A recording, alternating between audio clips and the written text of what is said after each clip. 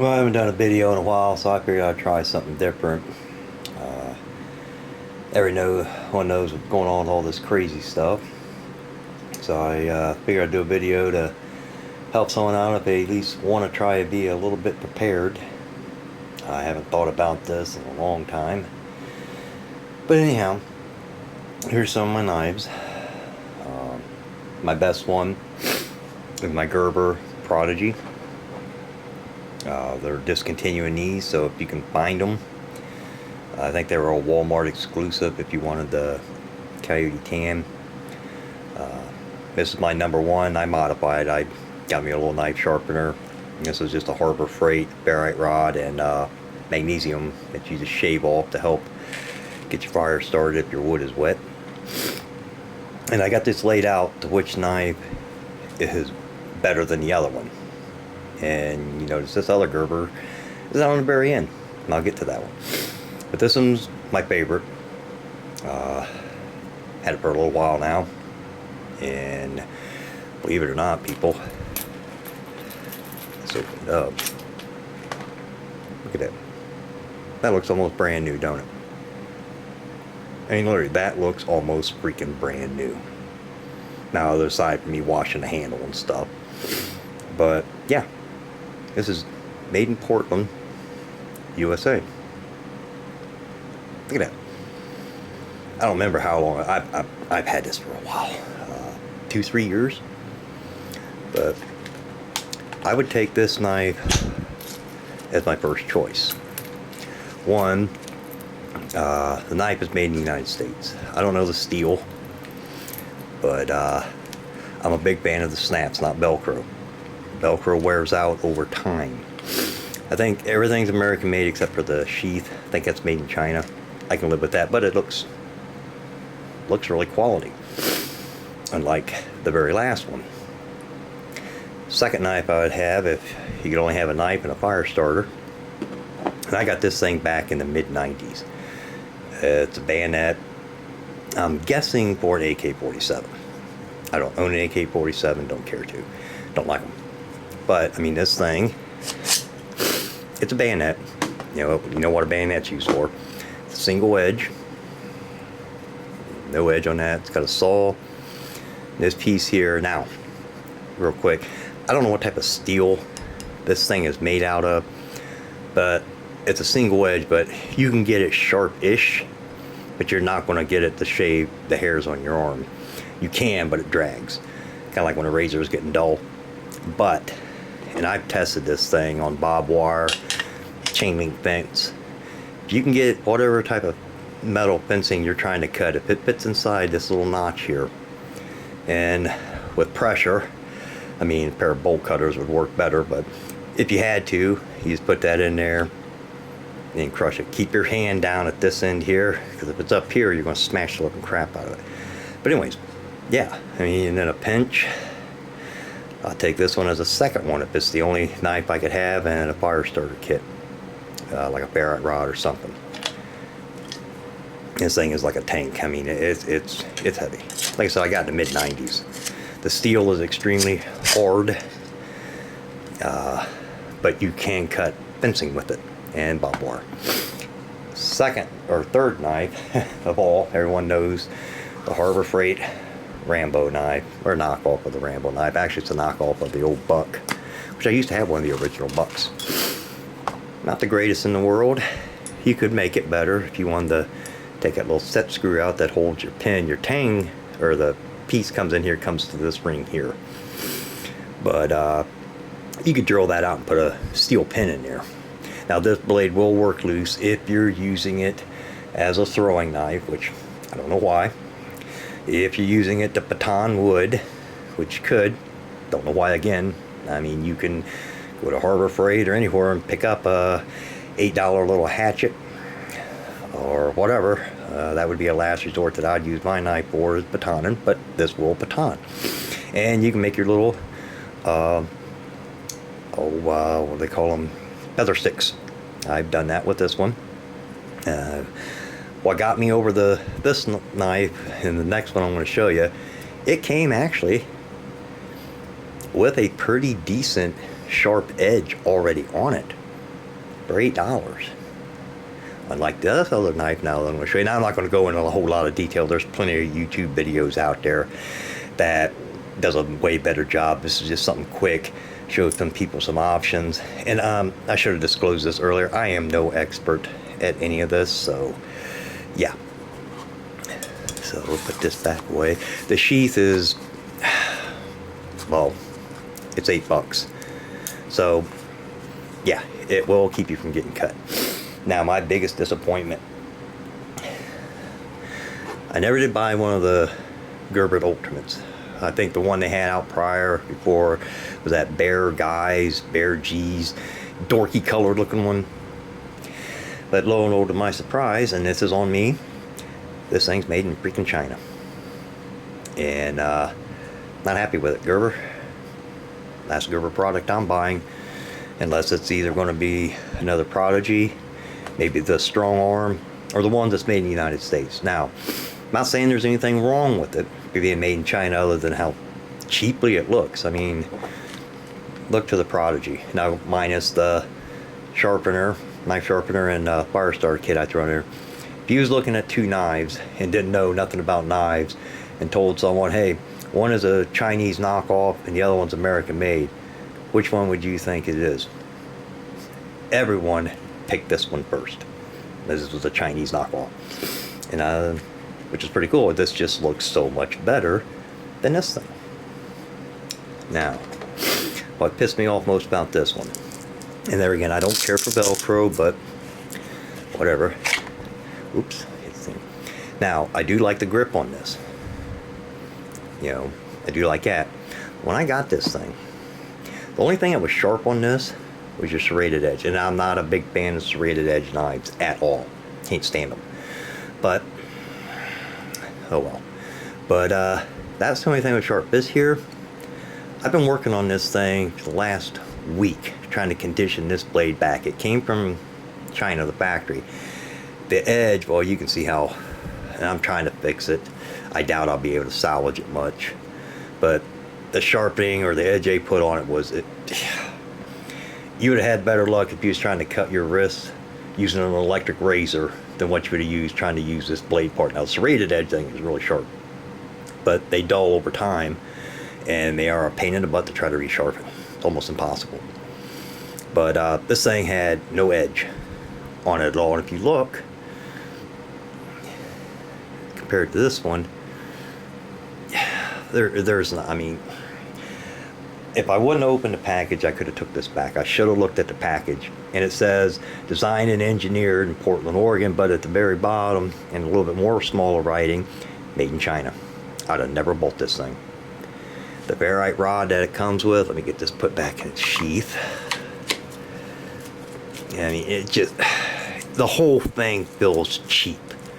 The sheath is really, really cheapest feeling, and this is where your sharpener is. And this thing, it ain't even nothing to write home about. In fact, I wouldn't even waste a postage stamp trying to write home about this thing. It will kind of sort of put an edge, but yeah, it makes you think you're getting all this quality stuff all in one package. There is no one and done, and if this is living proof of it, yeah, the ferrite rod does snap in pretty tight. I just moved a little lanyard from the top down here in case that does fall out. It is just molded plastic on molding plastic with a little rubber O-ring and some little plastic nips in there that makes it harder to pull out or fall out. But yeah, the only way I know now, I wouldn't buy this piece of crap. What I would buy, okay, this was $53.46 out the door, or rounded up to $55. Okay, if I only had $55 and I needed some stuff just to survive for a week or two in the woods, I wouldn't buy this thing. I'd take, like I said, it was $53.46. I'd take, we'll round it up to 55. $55, what I would do, let me get these all out of the way. Okay. For 55 bucks, I would go to Harbor Freight. I'd buy the $8 strive knife. Now granted, everyone says, oh, that'll break in a week. Well, you can break any tool. There's no tool that cannot be broken if you're using it improperly. So let's just cut to that before someone comments about that. We're not talking something I want to pass down to my kids or anything like that. We're talking something to survive on until whatever has happened passes and things get back to normal. All right, $8. Bear with me. And machete, $5. Why use a machete? Well, you're ever walking through some woods and you got stuff you want out of your way, you want a machete. All right, $6. Saw. Why use your knife to saw with when you can make your life more easier and get a pretty good saw? This will, I've cut up to 3 inches size, round wood with it. It could probably handle a little bit more, but just to, conserve energy, 3 inches or under in thickness, and it cuts through pretty good. And then I get one of these axes. I don't remember the price on it. It wasn't hardly nothing. Now they make different ones. This one had the best edge. I don't know if you guys know anything about axes. When you're looking at them down here, I don't know how well the camera's going to show it. It's how they grind this down. Now you can do the same thing with their other ones, but it's a lot of work. But if you go out there to Harbor Freight, get the one that's got the silver exposed. The other ones are all black, and just except for the tip. But if you look at the tip, or the point that actually is going to do your cutting, they're pretty much blunt. You're going to be filing a lot to get that sharp. And another way to tell is if you can't see the model number there or item number, I'll try to get it to where it might focus in. Don't know how well. But it also has the pin through the head. It's the only one out there with the silver part on it. It's got the pin through it. That's another way to tell it. Okay. So, altogether here, we're at $55 originally starting price. I think all of this came to like, I bought one of their $3 sharpening stones. I don't have that down here now with me. Yeah, it's just a little $3 whetstone. You got a coarse end and a real fine grit. I think one's a 600, the other side's 1,000. It's not marked, but you can tell the difference. But so we'll say $35 for everything here, and I used a coupon on one or two things. Oh no, I'm on that Insider Club, so I got a discount on something. It's only like $2, but I can't remember what it was. Now we have $15 left over. So go to your dollar store, wherever they sell them little, like little cans of Vienna sausages, like canned chicken and rice. You can get like 2 of those for 89 cents, 2 of the little Vienna sausages for 55 cents. Something like that. Load up on them. All these have the easy pull lids off of them. But while you're out there, get a can opener. They're not expensive because you may need it. Or you can use your knife, but I wouldn't do that. Save your knife for the stuff when you really need it. Get the other stuff to do the heavy work, even though your knife can do it, but why? Make life easy. Anyways, back to the food I got. That is, if you just want to eat all Vienna sausages, canned chicken and rice, which is all ready to eat, little cans of the beef stew, something that's going to give you calories and energy. If you're in an area that you had to hide out, go to, or whatever, and you don't really want to be exposed, especially when things start getting crazy, you got some food, okay? And that's about it. Like I said, I'm no expert on any of this. Probably you shouldn't be listening to me, but with some crazy stuff, and if people that never been in the woods or done anything, I haven't done it in a long time, so I'm trying to remember all my skills my grandfather taught me, and just want to show people, for pretty cheap, you can get some stuff it's going to help you get through what's going on. It's not the greatest, but it will keep you alive until things get back to normal, or you can get some help. All right, hope this might have helped somebody out. And now with the food, with the money I had left over in the video, I don't know why I said I had $15 left over.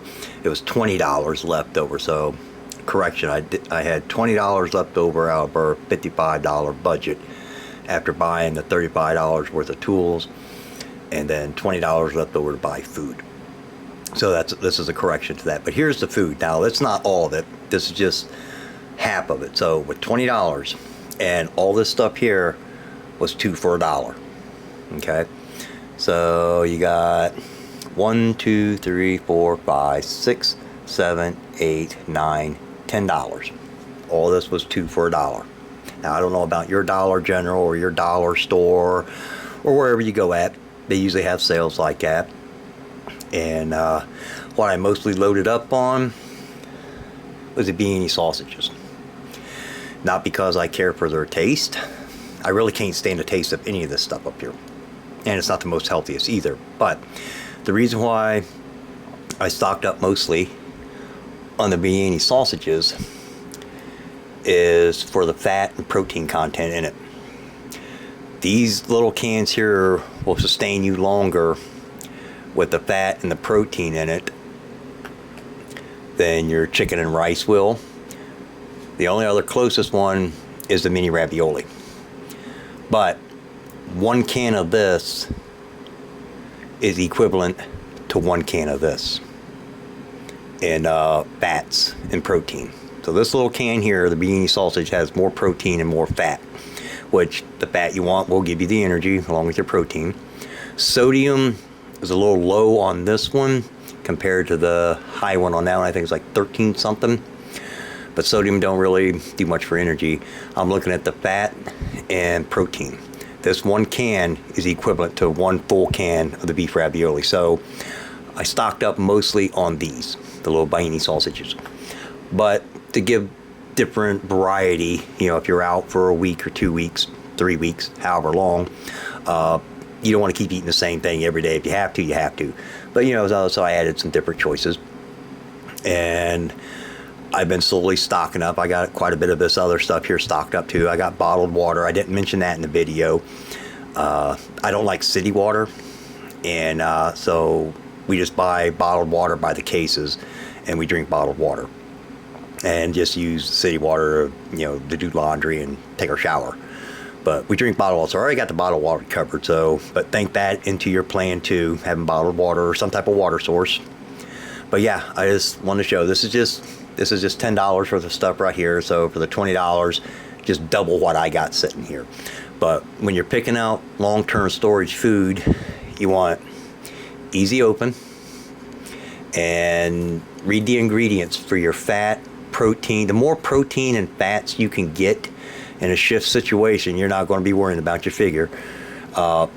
Get something, like I said, this 1 can here is more sustainable than 1 can of the beef or mini ravioli, and you need about 3 cans of the chicken and rice to get the protein and fat content as you would in 1 can of the beanie sausage. Now I like the original. They got smoked, they got barbecue. Those are all trash. I just stick with the original. And yeah, I just wanted to show you, you know, with the $20 you had left over.